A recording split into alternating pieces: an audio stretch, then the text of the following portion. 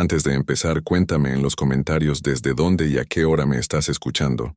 Ahora sí, hoy abrimos un expediente que casi no existe, un caso rural de 1903, en un condado de bosque montañoso del interior, archivado con prisa y silencio.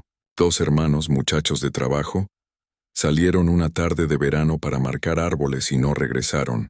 Lo inquietante no es solo la desaparición, sino la forma en que los papeles se contradicen, como si el propio archivo quisiera borrarse. Hay menciones a un cuaderno de campo compartido, mapas hechos a mano, notas de un maestro que oyó mediciones al caer la noche, y un informe de alguacil que alude a un silbido prolongado en dirección a un barranco, que hoy pocos quieren nombrar. No hablaremos de maldiciones, pero tampoco de certezas. Esta historia se sostiene entre marcas de lápiz húmedas, recortes de un semanario local y una caja de pruebas que alguien cerró demasiado pronto. Te voy a contar lo que se puede verificar y lo que quedó como sombra. Horas anotadas con exactitud y huecos imposibles. Un rastro de botas que se pierde en piedra lisa. Testimonios que dicen, los vi cruzar el puente y otros que aseguran no pasaron por aquí. El caso incomoda porque encaja a medias. Cuando la versión oficial habla de accidente, emergen pequeñas piezas que no obedecen a ninguna lógica sencilla. No habrá gore, no hay fantasmas a primera vista. Hay en cambio decisiones humanas, límites de la ciencia de su tiempo y supersticiones que la gente prefería no pronunciar en voz alta. ¿Qué ocurrió en aquel valle? ¿Por qué el nombre de los muchachos se fue retirando de las conversaciones del pueblo? ¿Y por qué aún hoy se evita trabajar en cierto solar vacío? Es lo que iremos siguiendo, documento a documento, contradicción a contradicción, hasta el hallazgo que cambió el rumbo de la búsqueda y dejó un eco que perdura. Si te quedas, te doy los detalles. Si decides opinar, dime también qué crees que falta en los papeles. El verano de 1903 en el condado de Pinos Altos se recuerda como una estación densa, en la que la luz parecía quedarse atrapada entre las laderas cubiertas de árboles y el aire no encontraba espacio para correr. Las montañas interiores se alzaban como una muralla irregular, verdes en la distancia pero oscuras al contacto cercano, donde el sol apenas conseguía abrir claros en la maraña de ramas y helechos. Los caminos eran más bien sendas de tierra dura, marcadas por el paso insistente de mulas y carretas que subían con tablones recién cortados y bajaban cargadas de provisiones escasas, porque nada sobraba en ese rincón del estado. El polvo seco y rojizo se alzaba cada mañana con el trasiego de hombres que iban hacia los aserraderos, y al atardecer quedaba suspendido como una niebla que se impregnaba en la ropa y el cabello, un olor a madera caliente y a hierro oxidado que todo lo envolvía. Los bosques eran el recurso más valioso y al mismo tiempo la frontera más temida. Los pinos altísimos, que daban nombre al condado, crecían entrelazados con encinas y nogales, formando túneles naturales por donde la luz descendía en hilos delgados. Bajo esas copas se extendían mantos de hojas húmedas, musgos y hongos que parecían respirar en la penumbra. El suelo se hundía bajo las botas, como si nunca terminara de secarse, y cada paso dejaba una huella que pronto desaparecía. Los hombres que trabajaban en la tala conocían rutas invisibles para cualquier visitante, y aún así se orientaban siguiendo sonidos, corrientes de aire, o la disposición de ciertas rocas que parecían marcadores antiguos. El clima en julio se volvía cambiante y caprichoso. Durante el día, el calor era sofocante y las cigarras llenaban el aire con un zumbido que no dejaba pensar. Por la noche, una corriente fría descendía de las cumbres y obligaba a encender hogueras incluso en medio del verano. Los vecinos solían decir que en Pinos Altos el tiempo tenía doble cara. El sol quemaba como si fuese agosto, pero la luna traía el frío de noviembre. Ese contraste marcaba también la vida diaria. Las vigas de las casas, hechas de troncos jóvenes, se dilataban y crujían con cada cambio de temperatura, produciendo un sonido semejante a un gemido bajo que a veces despertaba a las familias en plena madrugada. El pueblo principal, Hollow Creek, no era más que una plaza rodeada de tiendas de madera y una oficina del condado que servía de juzgado, correos y depósito de actas. Allí llegaban noticias con semanas de retraso y mercancías que a menudo no coincidían con lo solicitado. La vida estaba marcada por la autosuficiencia y el rumor. Los chismes corrían más rápido que los boletines oficiales, y las historias de accidentes en el monte adquirían un peso casi ceremonial. Se hablaba en voz baja de los hombres que no regresaban, de las huellas que se perdían al borde de los barrancos, de las corrientes subterráneas que devoraban lo que caía en ellas. La senda hacia South Hollow, una quebrada estrecha al sur del condado, era considerada peligrosa incluso para los más experimentados. No había señales oficiales, solo una hilera de piedras colocadas a intervalos que servían de guía. Algunos vecinos afirmaban que esas piedras cambiaban de lugar con los años, como si nadie recordara exactamente su disposición original, o como si alguien se encargara de alterarlas. El terreno estaba marcado por hundimientos y grietas cubiertas de enredaderas, y al menor descuido, un paso en falso podía arrastrar a cualquiera al fondo de un cauce invisible. Los mapas oficiales apenas delineaban esa zona. Aparecía en blanco o con notas vagas: terreno poco confiable, sendero sin confirmar. El paisaje sonoro del condado era, según decían, más extraño que su aspecto. Durante las mañanas, el ruido metálico de las sierras resonaba desde los aserraderos y rebotaba en las laderas, produciendo un eco seco que se confundía con el golpeteo de los martillos en las minas artesanales. Al caer la tarde, sin embargo, se producía un silencio abrupto, como si toda la fauna del bosque callara de golpe.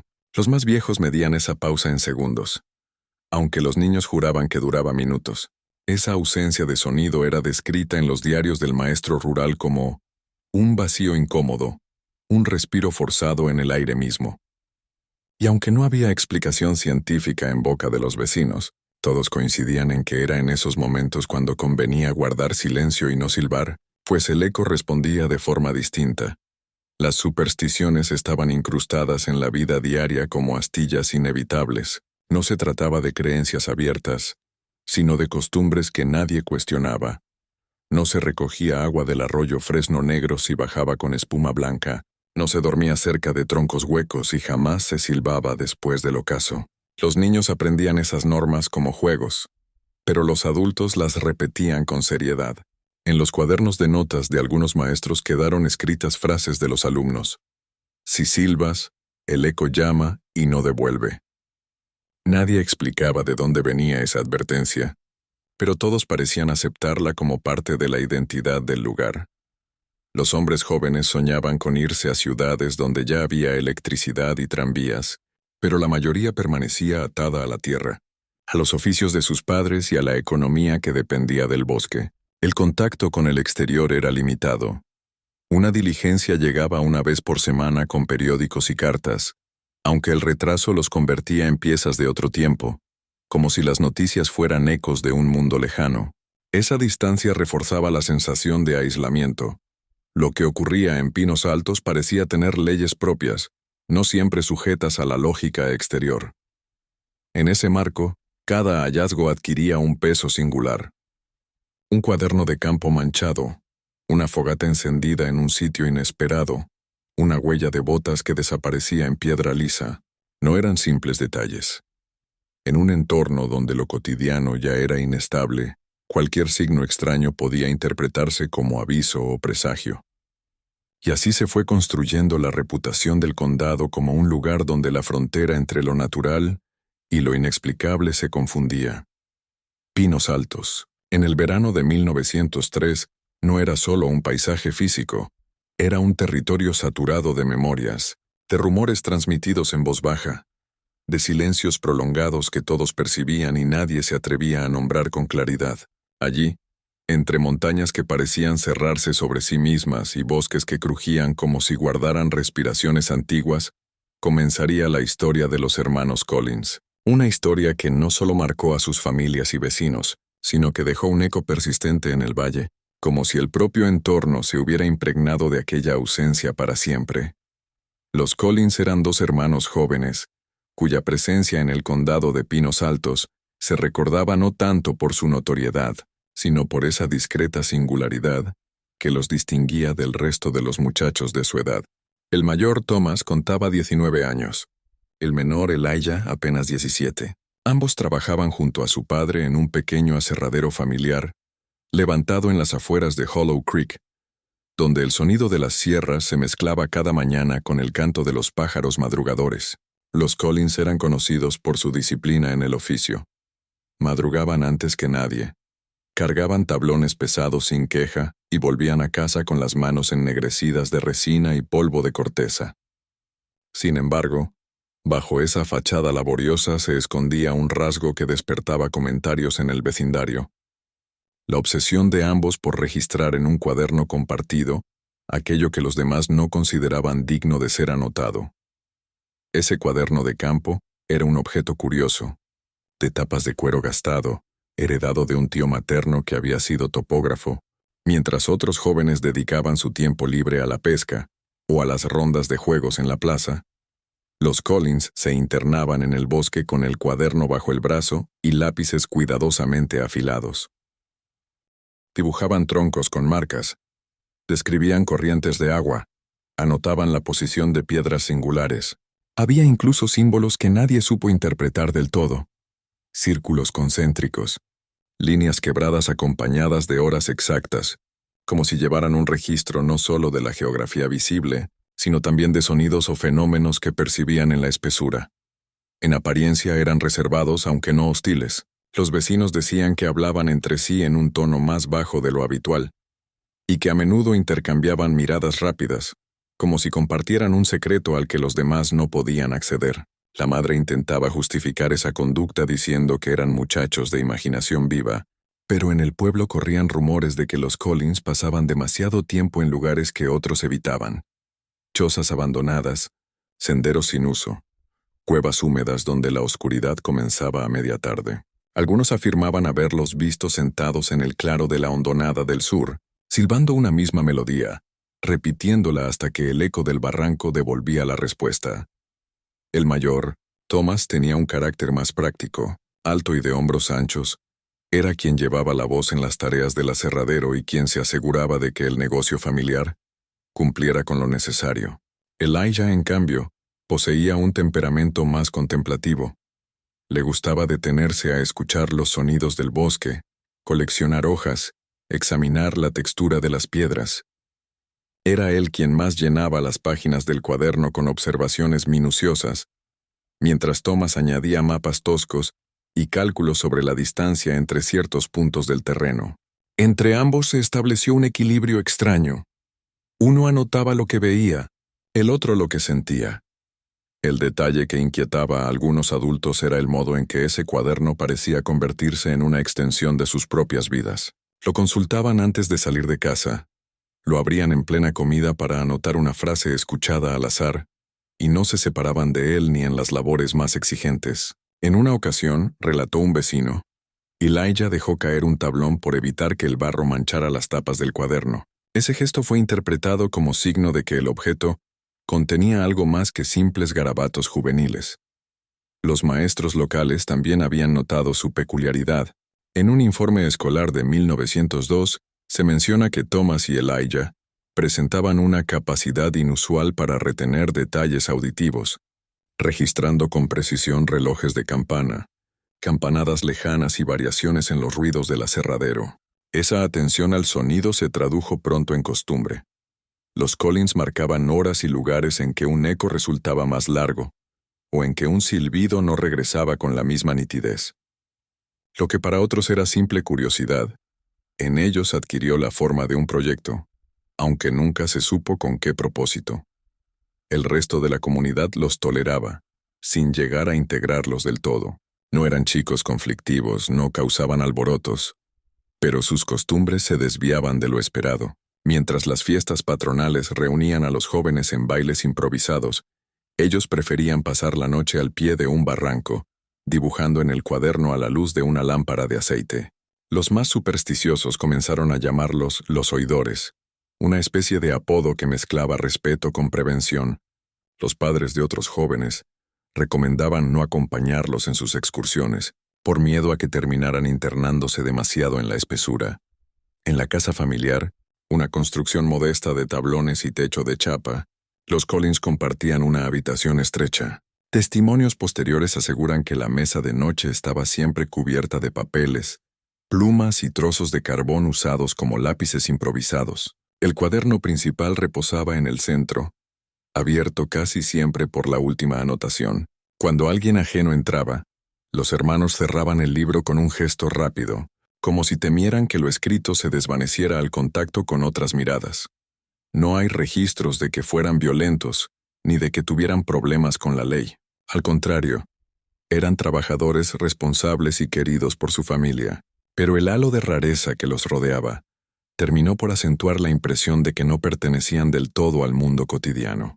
El hecho de que dedicaran tanto esfuerzo a observar lo invisible, un cambio en el eco, una vibración del suelo, un murmullo de agua bajo las rocas, los fue separando poco a poco de la comunidad.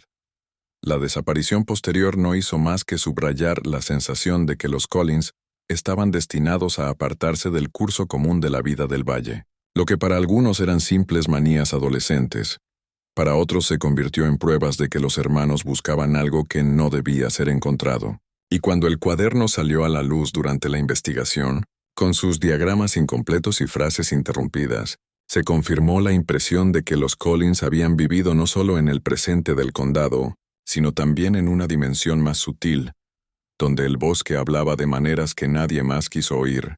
El 11 de julio de 1903, cuando el verano había alcanzado su punto más sofocante, los Collins partieron hacia el bosque en lo que debía ser una rutina más dentro de su trabajo. Era sábado, y el día había transcurrido pesado con un calor húmedo que hacía vibrar el aire sobre los caminos de tierra. La jornada en el aserradero había terminado antes de lo habitual, pues el padre necesitaba que sus hijos revisaran un sector de la hondonada sur donde se planeaba extender la tala de pinos.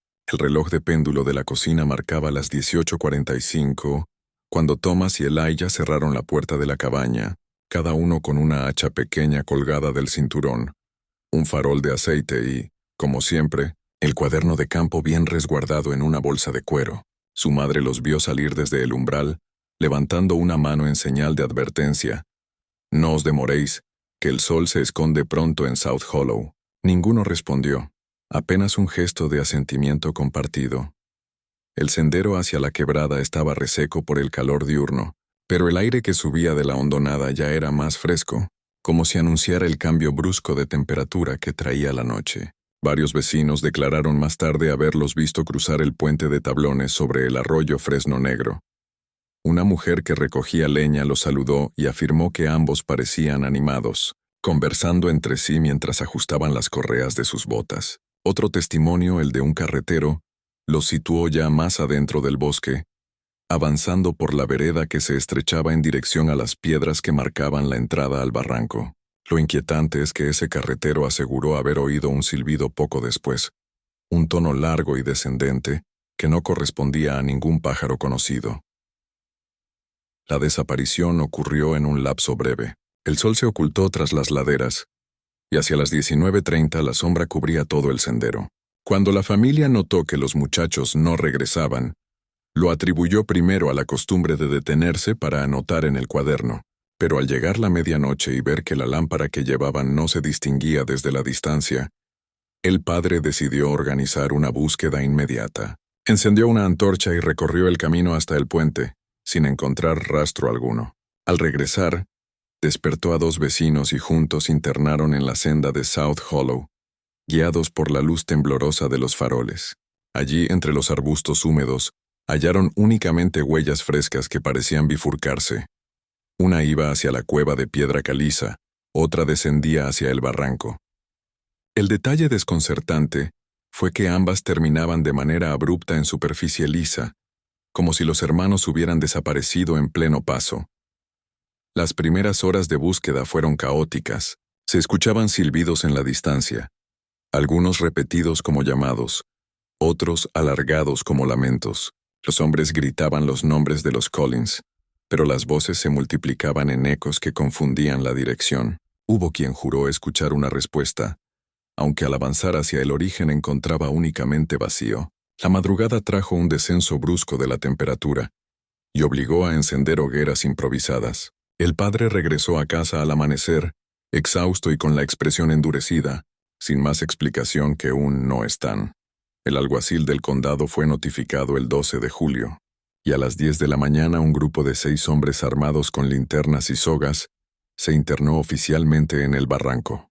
El informe escrito esa misma tarde señala la localización de huellas de botas en dirección a una cavidad rocosa que terminan de manera extraña en piedra resbaladiza, sin continuidad aparente. El mismo documento describe un hallazgo que luego no volvió a mencionarse. Restos de ceniza aún tibia junto al cauce, sin señales de ramas ni fogata alrededor. Demasiado caliente para ser hoguera común, anotó el alguacil, como si quisiera dejar constancia de un detalle que no sabía clasificar. Mientras tanto, los vecinos comentaban que la noche anterior, justo a la hora en que los Collins debieron internarse en la hondonada, el bosque entero quedó en silencio. Ni insectos, ni aves, ni croar de ranas. Esa pausa, que solía durar apenas segundos, se extendió por casi un minuto según quienes lo vivieron, y en medio de ese vacío sonoro, un silbido prolongado, casi humano, se deslizó desde el barranco hasta la plaza del pueblo. Algunos lo describieron como un llamado, otros como un gemido, pero todos coincidieron en que no era normal. La madre de los muchachos, incapaz de soportar la espera, recorrió la casa en busca de alguna pista. En la mesa de noche encontró papeles sueltos con frases incompletas.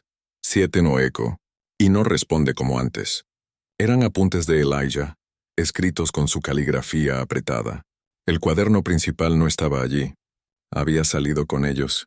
Esa constatación fue lo que incrementó la angustia, pues significaba que, dondequiera que hubieran ido a parar, el cuaderno los acompañaba. La tarde del segundo día, la búsqueda se amplió con perros rastreadores. Los animales siguieron la pista hasta la entrada de la cueva, pero se negaron a entrar gimiendo y tirando hacia atrás. Fue necesario arrastrarlos con correas, aunque en pocos metros se desorientaron, dando vueltas en círculo, como si hubieran perdido todo rastro. A partir de ese momento, los rumores se multiplicaron, que los muchachos habían caído en un río subterráneo, que habían sido atrapados por una grieta, o que habían seguido un sonido hasta un lugar del que no se regresa. El detonante no fue solo la desaparición en sí, sino la extraña acumulación de detalles. La hora precisa, la bifurcación de huellas que se desvanecen, las cenizas inexplicables, el silencio del bosque y el silbido prolongado. Todo se registró de manera dispersa en informes, notas de periódico y testimonios privados. Pero ninguna versión consiguió imponerse del todo. Lo único cierto es que, tras ese 11 de julio, Thomas y Elijah Collins dejaron de ser vistos por ojos humanos, y lo que debía ser una tarde de rutina, se transformó en el inicio de un expediente que, más de un siglo después, aún incomoda por la falta de conclusión.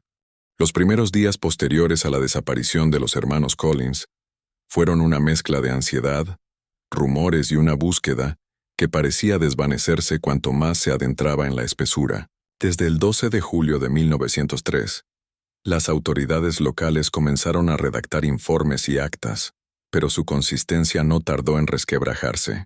Cada documento parecía tener un matiz diferente, una contradicción apenas disimulada. Con el paso de las semanas, el expediente del caso terminó convirtiéndose en un mosaico de voces, más cercano a un coro desordenado que a una investigación unificada.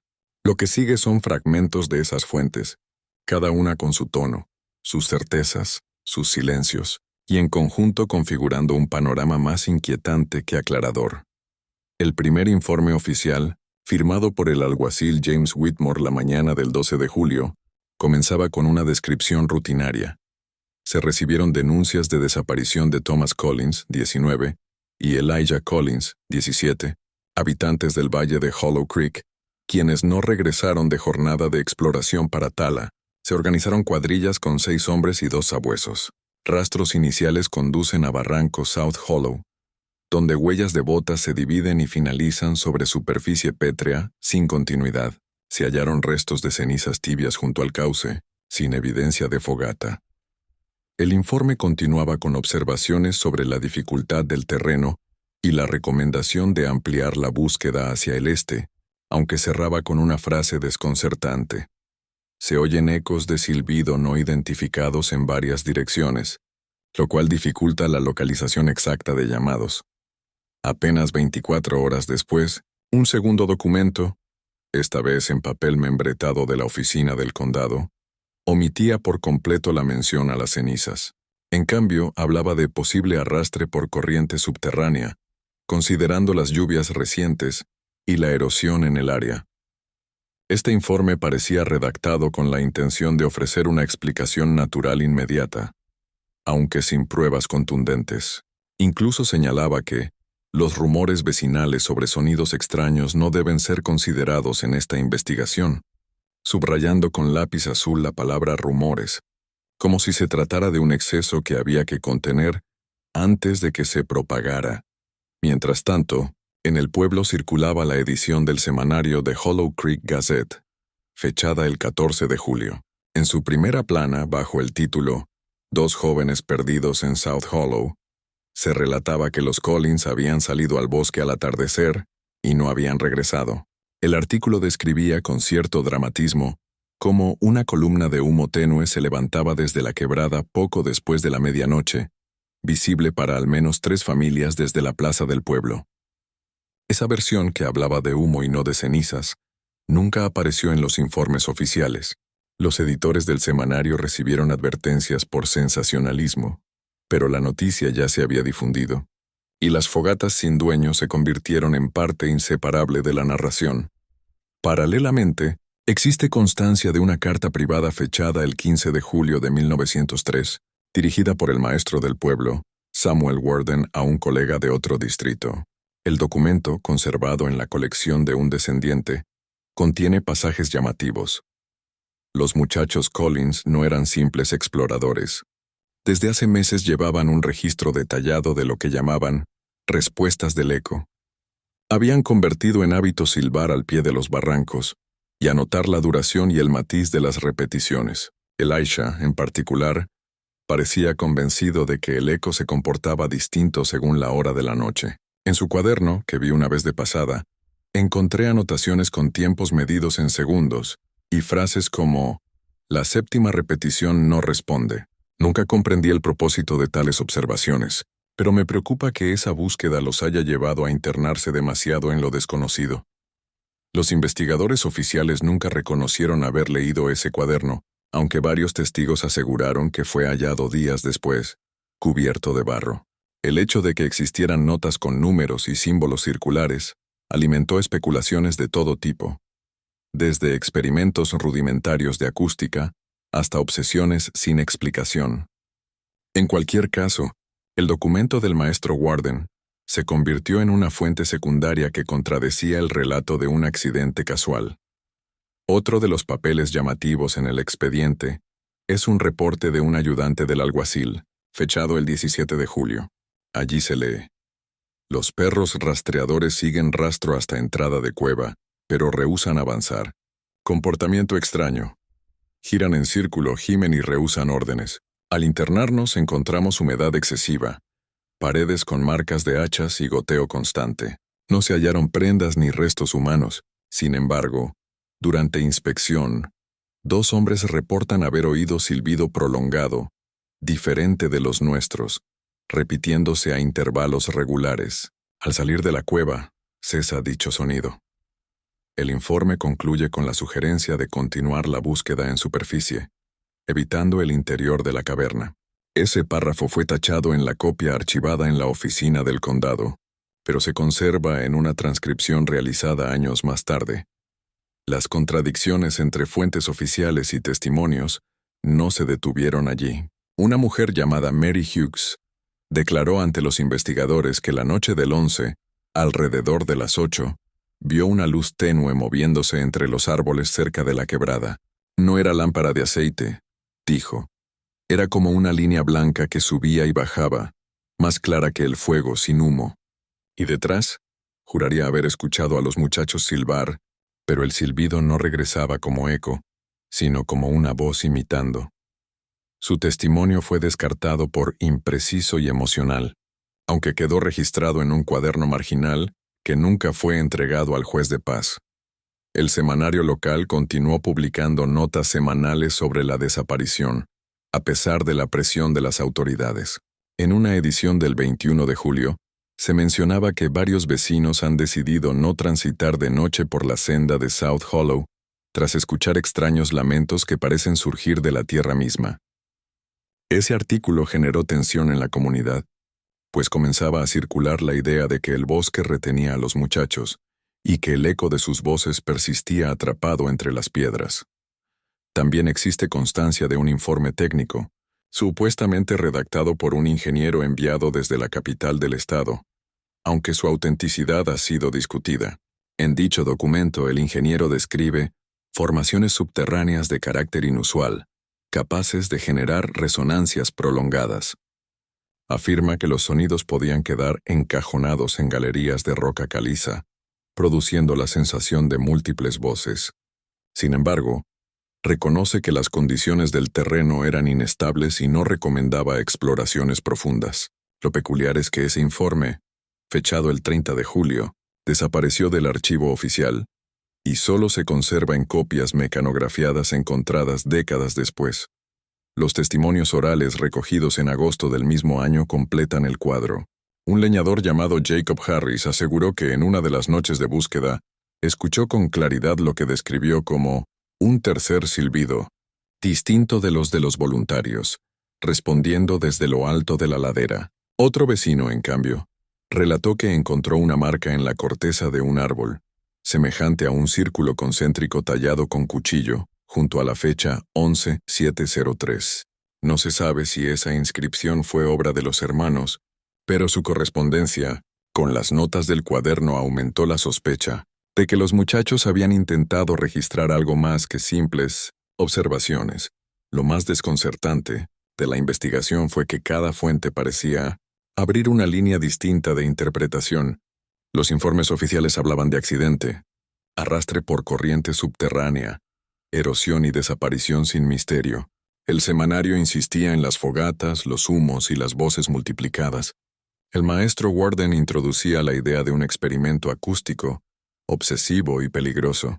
Los ayudantes del alguacil mencionaban silbidos y comportamientos anómalos de los animales. Los vecinos relataban luces, marcas y silencios prolongados en el bosque. Nada encajaba, y quizás ese fue el motivo por el que el expediente comenzó a cerrarse en falso. A medida que los días pasaban sin resultados, la presión por ofrecer una explicación comprensible se hizo mayor. Se organizó una reunión en la oficina del condado donde se resolvió, sin oposición formal, establecer la hipótesis de accidente natural y dar por concluidas las labores de búsqueda activa. El padre de los muchachos protestó, pero se le entregó un acta oficial que consignaba desaparición por causas fortuitas en área peligrosa, sin responsabilidad de terceros. Lo que quedó fuera de las actas fue todo lo demás.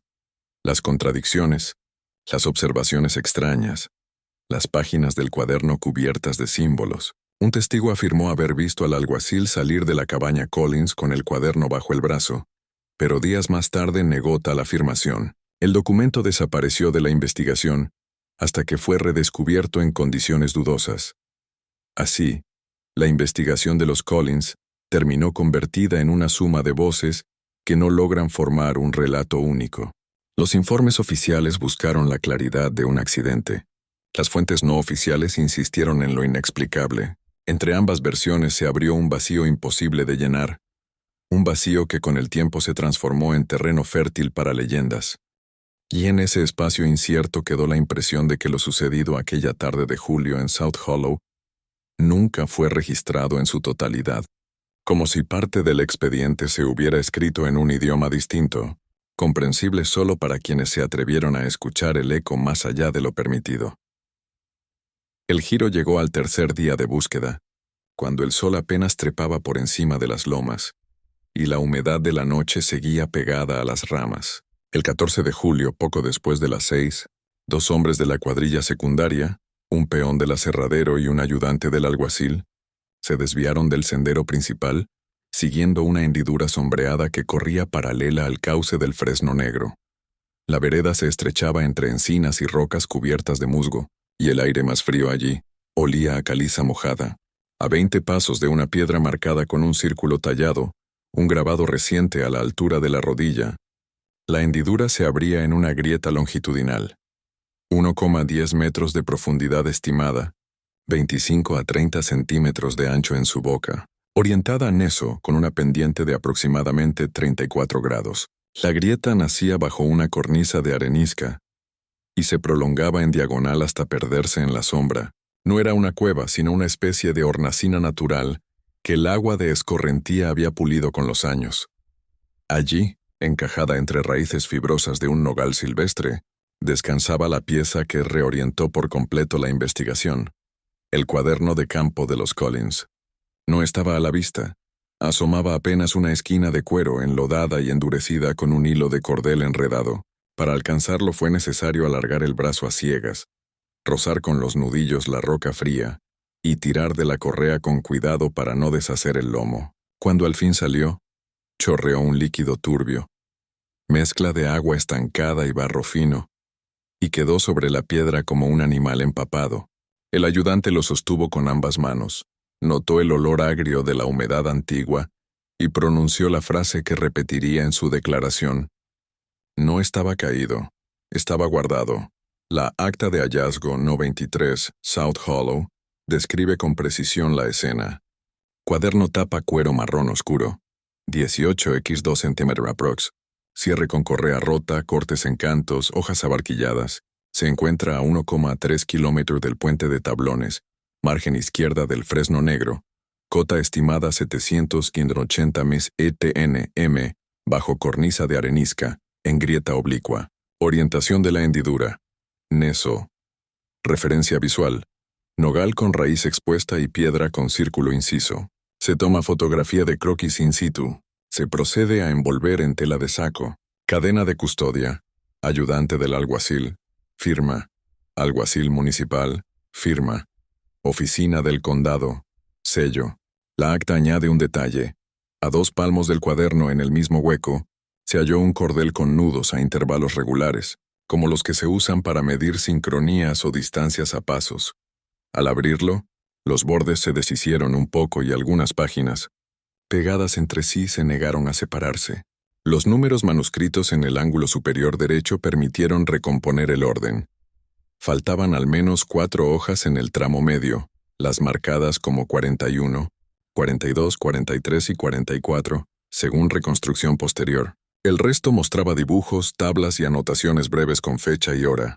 La tinta, en realidad grafito de dureza 2H y en ocasiones carbón, había resistido mejor que el papel.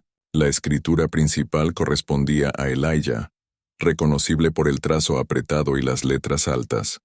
Intercaladas, aparecían correcciones de Thomas, más espaciadas y con números grandes.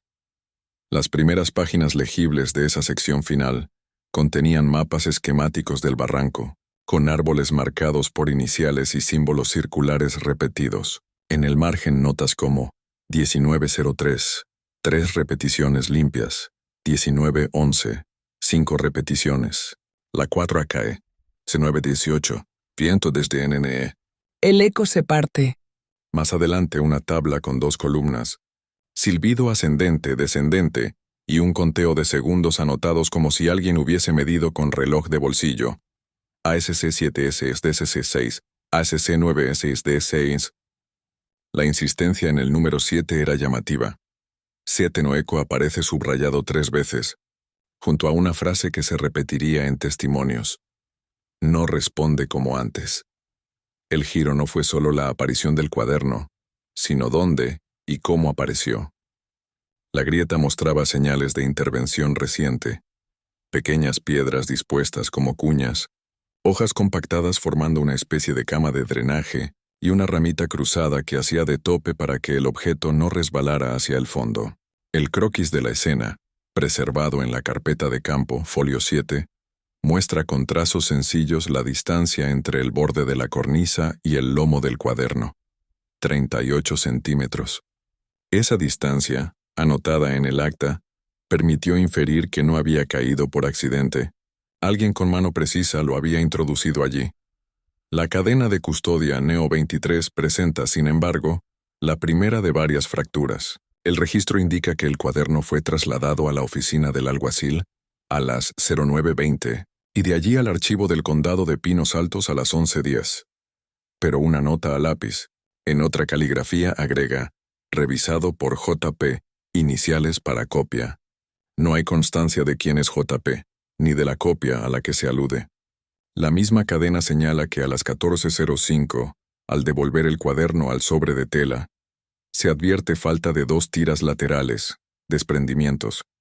Años después, un descendiente del maestro Warden afirmaría haber visto el cuaderno antes de ese traslado, con una página adicional donde figuraba un dibujo de escalera inclinada y una anotación, bajo la marca. Ese dibujo ya no estaba. El interior de la grieta ofrecía otros indicios. La pared de arenisca tenía marcas de raspado reciente a una altura de 62 mm, como si una mano hubiera tanteado el hueco previamente. Había además un residuo blanquecino que el informe calificó como posible eflorescencia salina, mezcla de cal y humedad. Y pegado al cuero del cuaderno, 3 granos de arena con brillo vítreo, probablemente arrastrados por el agua en una de las lluvias de la semana. El ayudante del alguacil aseguró, en declaración firmada, que el lomo tenía barro de grano fino, no el barro grueso del cauce, apuntando a que no había permanecido sumergido en el arroyo. El peritaje improvisado de un minero consultado ese mismo día reforzó la idea. Barro de escorrentía, no de lecho. Un detalle técnico añade tensión al hallazgo. Entre las hojas del cuaderno se encontraron hilos de cáñamo muy delgados, cortados al ras, y en el bolsillo trasero, un trocito de tiza y una astilla de madera con muescas a intervalos idénticos a los nudos del cordel, hallado en la grieta. La nota de evidencia E7 los describe como útiles para marcar tiempos o pasos. Esa coincidencia sugiere que los hermanos habían sistematizado su búsqueda. Contaban, medían, comparaban. No improvisaban. La última página legible, el reverso de la página 47, según numeración reconstruida, concentra las líneas que, desde entonces, ordenan y desordenan todas las hipótesis. Se lee 11-7, 19-06. En la piedra con ojo el sietno cae sin volver. 28 pasos WNW hasta la quebradura. Bajo la marca, esperar. La caligrafía más apretada de lo habitual parece escrita deprisa. Las palabras sin volver están subrayadas 2 veces. El renglón esperar queda solo como etiqueta. En el margen un diagrama. Un círculo grande con 7 cruces equidistantes y una flecha señalando WNW. Al pie, un trazo curvo podría representar la cornisa. Ese esquema coincide con la orientación de la grieta y con la piedra marcada donde apareció el cuaderno. El giro se acentúa con los testimonios, contrapuestos sobre quién encontró realmente el cuaderno y en qué estado. El peón del aserradero declaró que vio primero la correa. El ayudante del alguacil aseguró que él fue quien la tiró. Una nota anónima recogida por el semanario local, ese mismo 14 de julio, afirmó que el cuaderno no estaba mojado del todo, a diferencia del reporte oficial que habla de empapado. En una copia mecanografiada de 1921, conservada en la colección Hollow Creek, se lee: el cuaderno ya había sido abierto cuando llegó el alguacil. Una página suelta se perdió en el traslado. Ninguno de esos añadidos figura en el expediente central. Con la pieza en mano, el equipo trazó un reconocimiento perimetral siguiendo las indicaciones de la última página. Desde la piedra con ojo, el círculo inciso, contaron 28 pasos con rumbo WNW, según brújula de aguja, hasta una quebradura apenas visible, cubierta por enredaderas y hojarasca acumulada. Allí, bajo una raíz gruesa que cruzaba la abertura, se detectó un vacío. Al golpear con el mango del hacha, el sonido resultó hueco.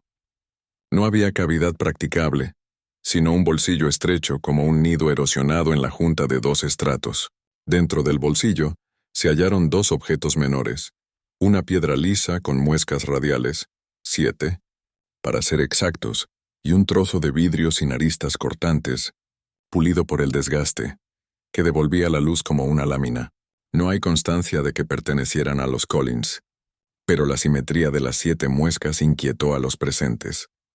La descripción espacial de ese sector quedó fijada en el plano rápido SH14-7. Desde el punto de referencia A, piedra con inciso, línea recta, BBN vuelve. Azimut 295. Por 28 pasos estándar de campo, 0,65 mira aprox. Hasta punto B, quebradura bajo raíz. Pendiente media, 18%. Cobertura vegetal 60-70%. Visibilidad baja. Sonoridad, eco quebrado a media voz, respuesta incompleta a silbido descendente. El mismo plano anota, con letra pequeña, probado silbido 3 veces. En la tercera, la respuesta provino de arriba. Esa observación no fue incorporada al informe oficial y aparece únicamente en el croquis de campo. Cuando el cuaderno se secó parcialmente en la oficina del condado, sobre una mesa junto a la ventana, para evitar el calor directo, aparecieron marcas que el agua había hecho invisibles. Con una vela colocada lateralmente, alguien observó estrías de presión en la página faltante.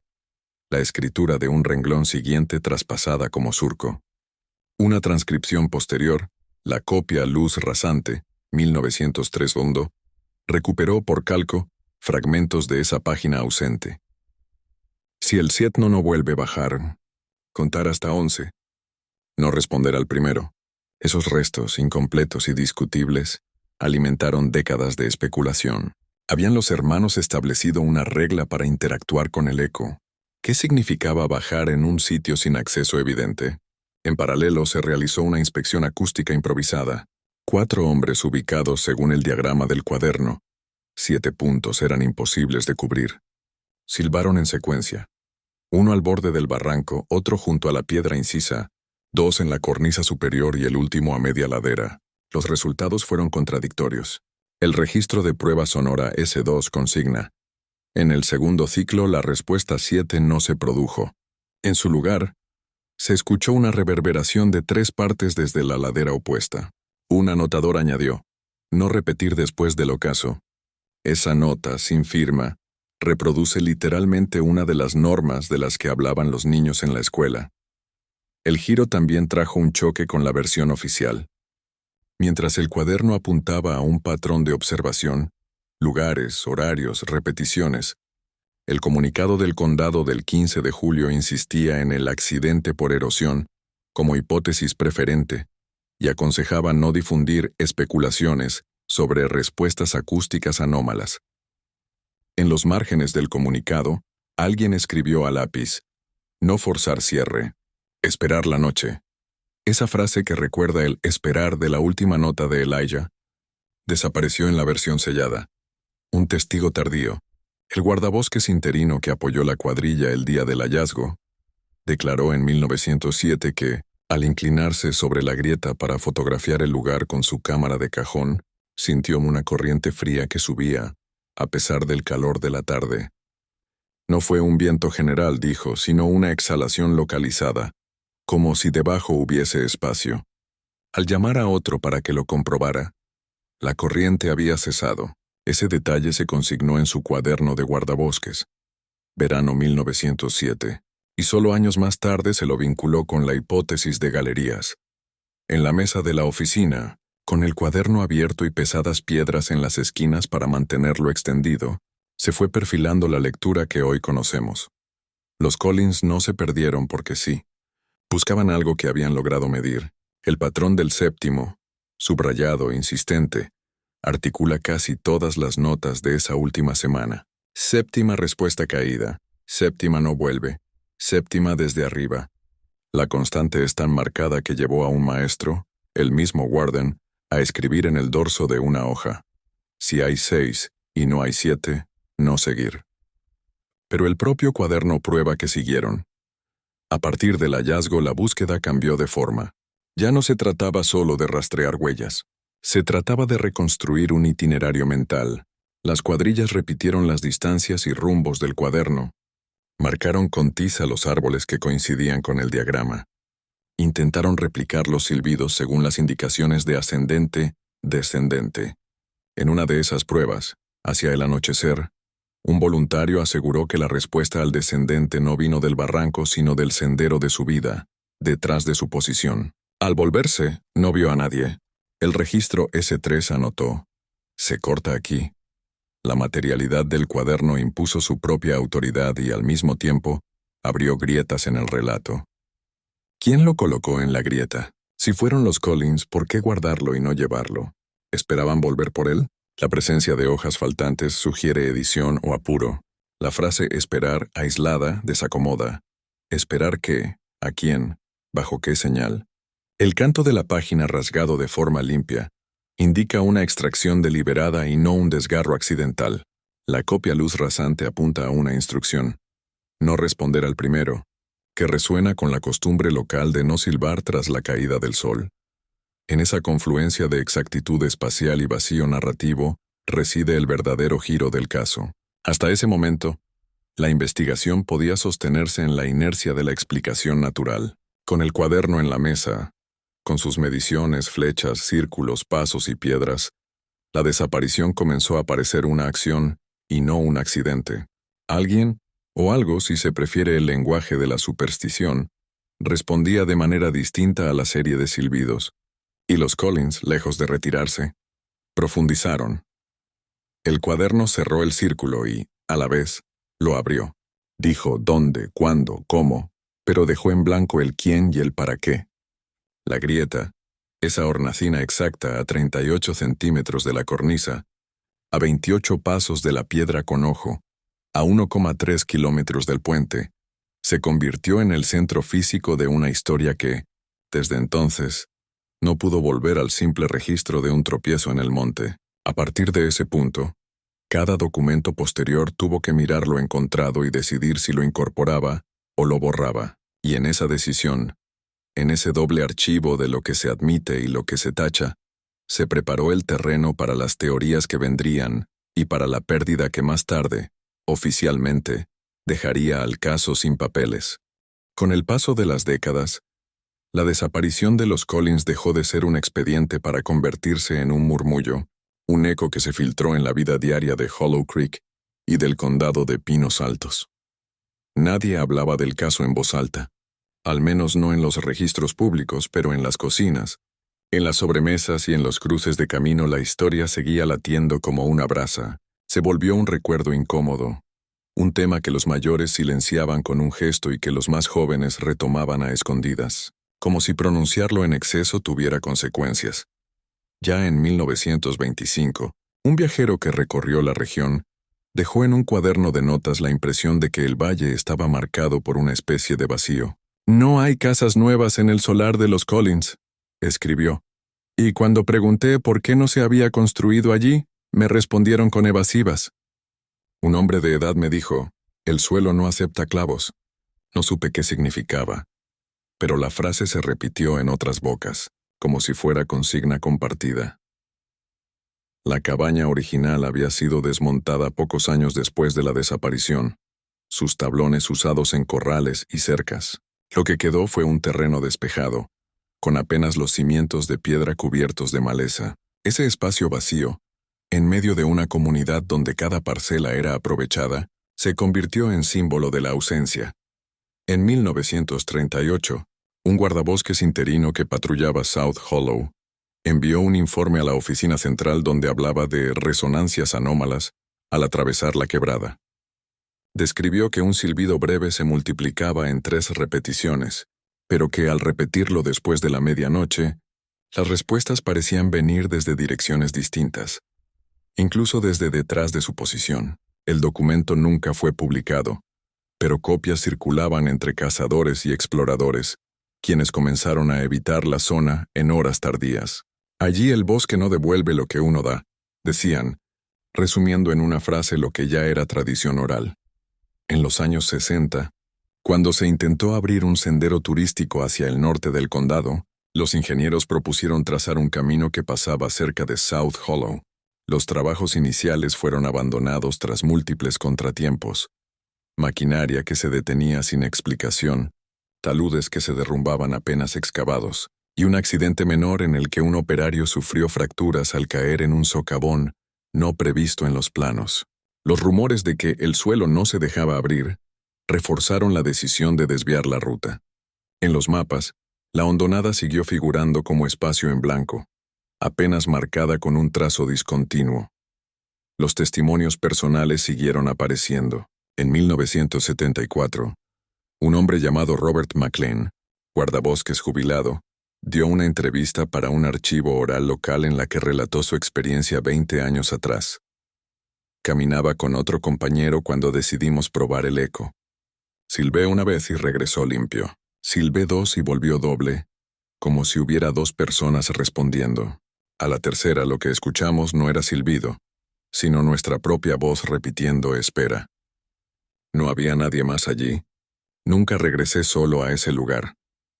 El testimonio quedó grabado en cinta y se conserva en la biblioteca comunitaria, aunque rara vez se reproduce. A partir de los 80, investigadores aficionados de fenómenos extraños comenzaron a interesarse por el caso. Algunos llegaban con grabadoras portátiles y salían con cintas llenas de ruidos incomprensibles, pausas prolongadas o reverberaciones irregulares. Uno de ellos aseguró que al reproducir las grabaciones en cámara lenta, se distinguían palabras entrecortadas. Ninguna prueba se consideró concluyente, pero el hecho de que los aparatos modernos también recogieran anomalías reforzó la sensación de que South Hollow guardaba una particularidad difícil de explicar. En paralelo, la comunidad mantuvo sus propios rituales de evitación. Los cazadores, al acercarse a la quebrada, guardaban silencio absoluto. Las familias aconsejaban a los niños no silbar ni llamar al perro en esa dirección. Los campamentos escolares preferían rodear el barranco por un desvío más largo. La ausencia de actividad humana directa convirtió a la hondonada en un refugio para animales, pero incluso ellos parecían moverse con cautela. No eran pocas las ocasiones en que se encontraban ciervos inmóviles, como atentos a un sonido que nadie más escuchaba. El solar donde había estado la cabaña de los Collins se convirtió en un punto de referencia. Durante décadas se mantuvo vacío, hasta que en los años 90 se propuso levantar allí un pequeño memorial. El proyecto no prosperó oficialmente, pero un grupo de vecinos instaló de manera discreta una piedra vertical con dos iniciales, T, C y E. C. No hay placa ni fecha, solo las letras talladas en superficie rugosa. Cada tanto aparecen flores silvestres depositadas al pie, aunque nadie se atribuye el gesto. El terreno sigue sin construirse, y hasta quienes se declaran ajenos a supersticiones evitan usarlo para cultivos o almacenamiento. No es que dé miedo, comentó una mujer en una entrevista de 2001. Es que allí todo queda como suspendido. Incluso en tiempos recientes, cuando la memoria histórica parece difuminarse, los ecos persisten. Jóvenes que se aventuran a grabar videos para Internet regresan con historias semejantes. Micrófonos que registran pausas prolongadas, ruidos de pasos que no se corresponden con el grupo, y silbidos que responden sin fuente visible. Algunos de esos materiales circulan como curiosidades, pero la mayoría desaparece pronto, como si los propios autores no quisieran insistir demasiado. En la comunidad, hablar de los Collins sigue siendo un ejercicio de prudencia. Los más ancianos recuerdan frases transmitidas de generación en generación. Si el séptimo no vuelve, no contestes. El eco guarda lo que le entregas. Los niños aprenden pronto esas advertencias, y aunque a menudo las repiten en tono de juego, rara vez se atreven a probarlas en serio. La leyenda se ha instalado como un código compartido, un límite no escrito que marca la relación con el bosque. Así, los ecos actuales no son solo ruidos ni silencios extraños. Son la persistencia de una historia que nunca se cerró. El vacío del solar, las rutas desviadas, los testimonios grabados, las flores anónimas al pie de una piedra sin nombre, todo compone un presente donde la desaparición de los hermanos Collins sigue resonando, no como hecho pasado, sino como advertencia en curso. Y aunque las autoridades intentaron borrarla con informes de accidente y archivos reducidos a cenizas, el eco de aquella tarde de julio de 1903 aún responde, de formas que nadie ha conseguido dominar. En el umbral del tiempo, cuando el relato ya ha agotado las fechas, los nombres y los informes, queda solo el rumor. El eco no pertenece a ninguna voz concreta, ni a un instante preciso. Es la resonancia de algo que ocurrió y que sigue ocurriendo, un pulso que se desliza en la piedra y en la memoria. Los Collins desaparecieron en un verano ya centenario, pero su ausencia no se disolvió como tantas otras, sino que quedó suspendida, incrustada en los huecos de un valle que nunca terminó de aceptar explicaciones. La tierra, los árboles y el aire parecen haber guardado, como una huella mineral, el instante en que los muchachos dejaron de estar presentes. El barranco de South Hollow sigue ahí, intacto y a la vez transformado, como si cada década le añadiera una capa de silencio. Hay noches en que el viento baja con más insistencia, y al atravesar la grieta produce resonancias que se confunden con silbidos. Quien se detiene lo suficiente reconoce que no son notas limpias, sino respuestas fragmentadas, repeticiones con fallos, ecos que parecen fatigados. A veces faltan, como si el eco mismo se negara a responder, y en ese vacío, la imaginación coloca las voces de Thomas y Elijah, jóvenes para siempre, detenidos en el gesto de llamar a alguien que nunca contestó. El solar vacío donde estuvo la cabaña es otro tipo de eco. No resuena en el aire, sino en la mirada de quienes pasan frente a él. No hay más que maleza y cimientos ocultos, pero cualquiera puede sentir la diferencia. Es un espacio suspendido, como si la vida lo bordease sin atreverse a atravesarlo. Allí, cada flor silvestre que crece sola parece un recordatorio, cada piedra desplazada un signo, cada rama caída un mensaje que nadie se atreve a descifrar. El silencio que rodea ese terreno es también un eco, un murmullo negativo, una forma de memoria que se impone sin palabras. La historia oficial quiso clausurar el caso con la etiqueta de accidente, pero el eco no atiende a expedientes. Se filtra en los juegos de los niños que repiten normas que no entienden, en los cazadores que detienen su silbido justo al llegar a la quebrada, en los viajeros que anotan la rareza de un valle donde la tierra parece tener voluntad. El eco es al mismo tiempo advertencia y testigo. Recuerda que algo ocurrió allí, y que las consecuencias siguen latiendo, aunque nadie pueda explicarlas con cifras ni con firmas. En las noches más claras, algunos aseguran escuchar una séptima respuesta, breve, quebrada, como un hilo de voz que no termina de formarse. Otros hablan de sentir una corriente fría en la nuca, un soplo que no coincide con el viento del valle. Ninguna de esas experiencias se conserva en papel oficial, pero todas se suman al archivo invisible que el propio lugar parece custodiar. Y quizás sea esa la forma definitiva de la memoria, no un registro de hechos, sino una continuidad de sensaciones que atraviesan a cada generación. El eco de los Collins no se deja atrapar en categorías de accidente o de leyenda. Es ambas cosas a la vez y ninguna en particular. Es un espacio de duda, un recordatorio de que hay momentos en que la frontera entre lo racional y lo inexplicable se vuelve demasiado delgada. Lo único cierto es que la tarde del 11 de julio de 1903 marcó un límite. Todo lo que vino después, los informes, las contradicciones, las páginas húmedas, las cenizas sin fogata, las teorías, las censuras, no consiguió tapar la sensación de que en ese valle se abrió una grieta más profunda que las de la roca. Hoy, cuando uno se acerca a South Hollow y guarda silencio, puede escuchar cómo el aire vibra distinto. No es necesario silbar ni llamar. Basta con estar quieto, con dejar que el bosque respire alrededor. Y en esa respiración aparece un ritmo, una cadencia que no termina de aclararse, como si algo aún buscara responder. El eco, convertido en guardián, devuelve fragmentos de lo que se le entrega y retiene el resto, en un pacto secreto que solo él conoce. El caso de los Collins se diluye en la cronología, pero persiste en la geografía y en la memoria. Los informes se perdieron en el fuego. Los papeles se borraron con la humedad. Los testigos ya descansan bajo tierra. Sin embargo, la ausencia sigue brillando como una lámpara tenue, recordando que no todas las historias se cierran con puntos finales. Algunas se quedan abiertas, latiendo como heridas o como preguntas. Y ahora, después de recorrer todo lo que sabemos y lo que apenas intuimos, queda la última duda, la que nadie ha podido resolver. ¿Qué fue lo que escucharon los Collins en aquel séptimo eco? ¿Y qué los llevó a seguirlo hasta no regresar jamás? Si has llegado hasta aquí, significa que esta historia te atrapó tanto como a mí al contarla. Suscríbete al canal, activa la campanita y acompáñanos cada semana en nuevos relatos donde la frontera entre lo real y lo inexplicable se vuelve más delgada. Y dime en los comentarios, ¿qué crees que ocurrió realmente en South Hollow aquella noche de 1903?